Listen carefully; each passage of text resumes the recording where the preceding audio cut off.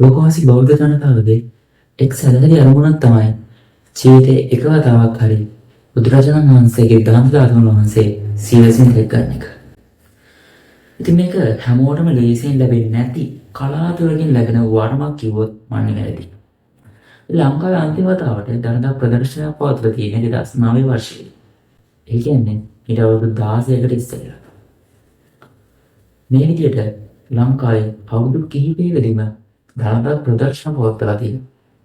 අතීතයේ ඉඳලම රට තුළ ඇති වුණු විවිධ අර්බුදකාරී තත්ත්වයන් වලදී දළදා ප්‍රදර්ශන සංවිධානය කරන්න අපේ රටේ පාලකයෝ කටයුතු කරලා තියෙනවා.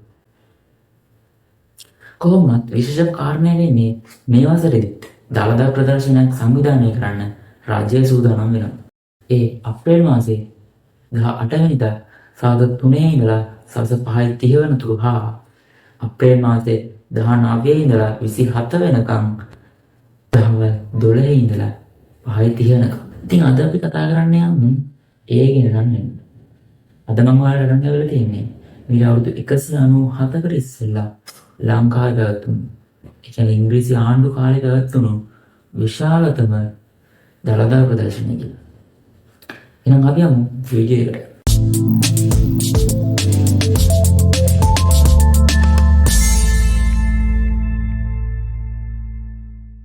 අපේ රටේ රාජ්‍යත්වය උරුම කරගන්න නම් දළදා වහන්සේගේ භාරකාරීත්වය ලබා ගන්න වෙනවා.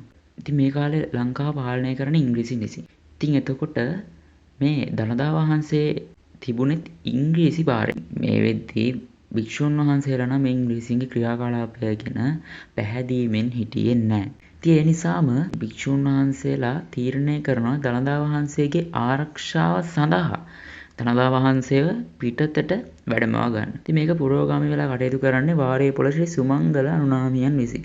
ඉතින් මේ වාරේපොළ සුමංගල හිමියන් දළදාව රහසිගතව මාලිගාවෙන් පිටතට වැඩම කරලා තියාගෙන ඉන්නවා. ඉතින් කොහොම හරි ඉංග්‍රීසින් මේ තැන දැනගෙන ඉංග්‍රීසි නැවතත් දළදාව ලබා ගන්න කටයුතු කරනවා. කොහොම හරි ඉංග්‍රීසින් දළදාව නැවත ලබාගෙන මාලිගාවට අරන් යනවා.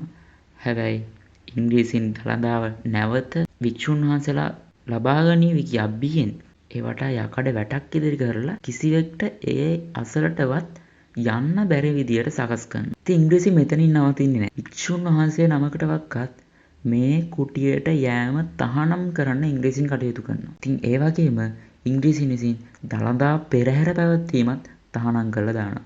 1818 ඉඳලා 1828 වෙනකම් මේ විදිහට දළදා පෙරහැර පැවැත්ුණේ නැහැ. ඉතින් ඒත් එක්කම රටේ විශාල දුර්භික්ෂයක් නිර්මාණය වෙලා තිබුණා. ඒ වගේම මේ දුර්භික්ෂයෙන් බැටකන ජනතාව බලවත්ට ඉංග්‍රීසි ආණ්ඩුවෙන් ඉල්ලන්න වුණා දළදා ප්‍රදර්ශනයක් පවත්වන්න කියලා. ඉතින් ජනයාගේ බලවත් එල්ලීම නිසාම ඉංග්‍රීසි ආණ්ඩුකාරයාට සිද්ධ වෙනවා දළදා ප්‍රදර්ශනයක් පවත්වන්න.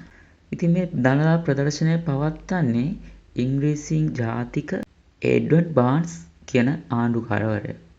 මේක පැවැත්වෙන කාලවකවානු විදියට හැඳින්වලා තියෙන්නේ බුද්ධ වර්ෂ 2372 වන වෙසක් මාස පොර 15ක ගුරු දින. එහෙම නැත්නම් ක්‍රිස්තු වර්ෂ 1828 මැයි 29 වෙනිදා. ඒ කියන්නේ බ්‍රහස්පතින්. ඉතින් මේ විදියට 1828 දී දළදා ප්‍රදර්ශනයක් පවත්වනවා.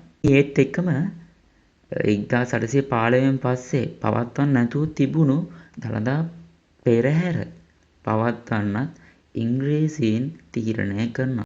කොහොම වුණත් 1815 දක්වා තිබිච්ච අංග කිහිපයක්ම 1828න් පස්සේ අඩු වෙලා තිබුණා. මේ පෙරහැරේ දළදා කරඬුව වඩම්වල තියෙන්නේ 45 ඇත්නාම්බා කියන ඇතෙක් විසින්. ඒ යුගයේදී රටේ ප්‍රසිද්ධත්වයක් උසුලපු කෙන්නගලේ ඇත, රජවැල්ලේ ඇත, කිරිගොරුවේ ඇත වගේ ඇතුන් පෙරහැරේ ගමන් කරලා තියෙනවා. දළදා වහන්සේ ප්‍රදර්ශනය කිරීම සඳහා මහමළුවේ විශේෂ මණ්ඩපයක් තනා තිබිලා තියෙනවා. ඉතින් මේ දළදා වහන්සේ දෙපස සංඝරත්නයට වැඩ සිටීමටත් මණ්ඩප දෙකක් තනලා තිබිලා තියෙනවා. ඒ වගේම අවසානයේ කියන්න ඕන මේ පවත්වපු දළදා ප්‍රදර්ශනයෙන් පස්සේ කාලයක් තිස්සේ තිබිච්ච දුර්භික්ෂය අවසන් වෙලා නැවත වර්ෂාව ඇදහැරිලා තියෙනවා. ඉතින් මේ ඇති වෙච්ච වර්ෂාව දළදා වතුර විදියට හඳුන්වනවා.